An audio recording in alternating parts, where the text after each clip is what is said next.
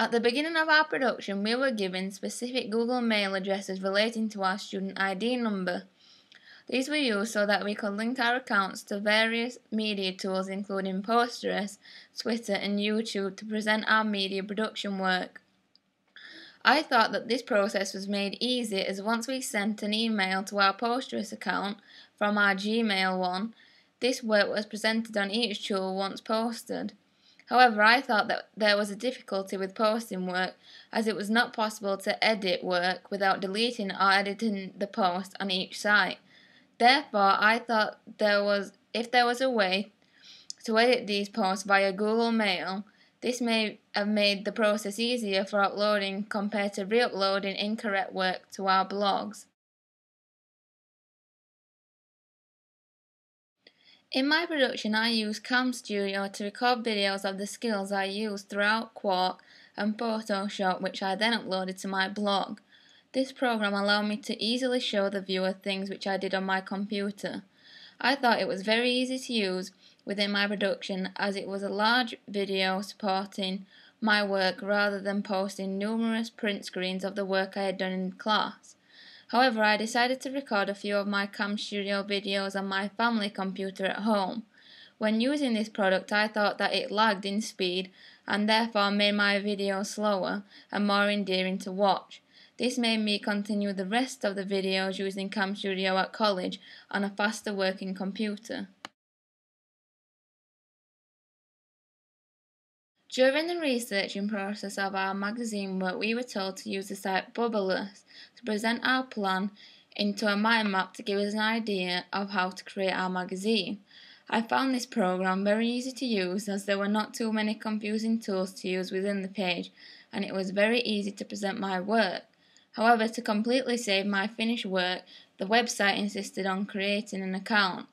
I decided not to create an account with Bubbleless due to the time consumption.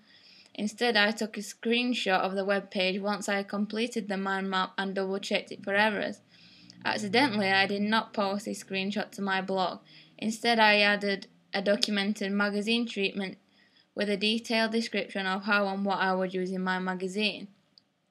Here is the Bubbleless finished product which I created showing my first plan of the research and planning stage. In my production, I used both the HP scanners in college and at home. These were used to scan in my draft of both my college magazine and music magazine. I also scanned in pages from other music magazines such as Kerrang to create an analysis of my competition and in turn research on further ways which I could target my audience. I found that the scanners were very easy to use without using much effort in the production process. However, when I created a survey for my audience feedback for my masthead, I had to scan over 9 pages in order to show proof of this action. During this time, I found that the scanning was very time consuming and would often crash if I overloaded it with too many documents. In the production process, we were told that we had to take our own pictures and that we could either use the college cameras, which were SLRs, or compact cameras. I found the SLRs a little confusing to use when we first started using them. However, I decided that this camera would be of better quality compared to a normal compact camera.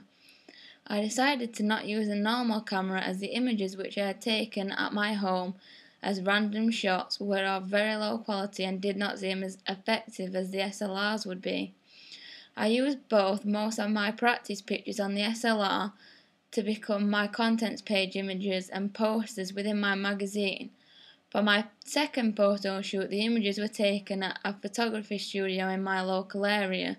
With these and the SLRs, I thought that my main images were the most effective within my magazine, as they follow the sinister appearance of the magazine with the SLR capturing this in great detail.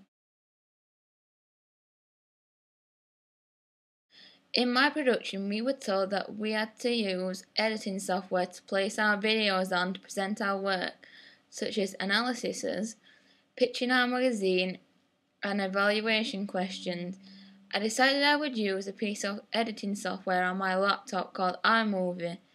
This was because I had not used Windows Movie Maker at all and therefore had no experience using this software.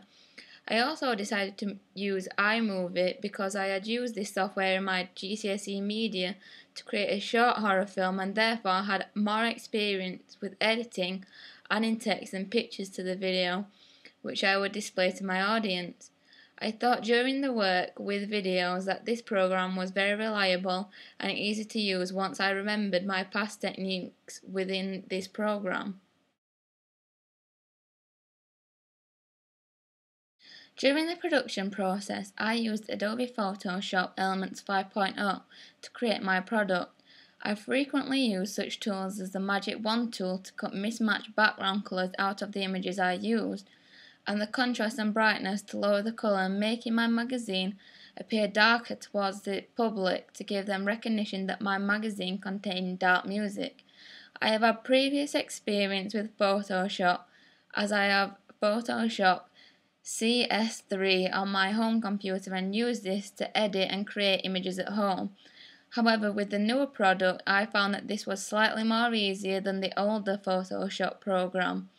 This made it easier and quicker to create my magazine due to the easy tools and settings on 5.0.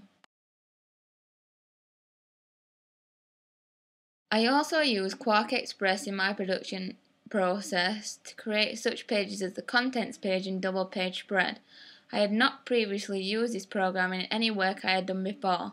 However, once we had been given the tutorial on how to create our work using this program, I found it very easy to use.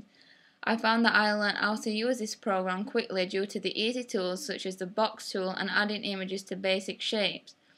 This made it very easy to create large parts of the magazine, such as the double page spread, and gave me appealing techniques to add to this page. For example, I learned I could use this, such as adding drop capitals to the beginning of the article, giving my product a sense of realism. However, I had a little trouble with exporting my product using this program. This was due to the program crashing on various occasions. However, this would be easily fixed by restarting the computer. All in all, I have used a lot of new technologies in my production to create my work and present it on my blog to my audience. I preferred using both Quark and iMovie the most due to the easy use of the programs and the quickness which I created my product by using both of these two.